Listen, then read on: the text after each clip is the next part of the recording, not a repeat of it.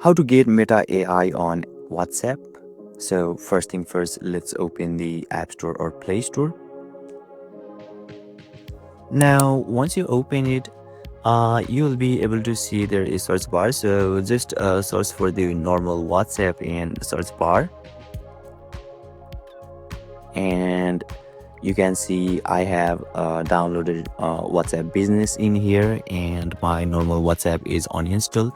So make sure to install the normal WhatsApp Messenger from here, and you can see it is developed by the WhatsApp Inc. And don't forget there is download button at the right side. Simply download it, and yeah, you will be able to get your Meta AI in WhatsApp successfully. So basically this is how and this is the process to get Meta AI on your WhatsApp. And if you still encounter any issue during this process, feel free to leave a comment and I'll be happy to assist you. Thank you for watching, and I'll see you next time.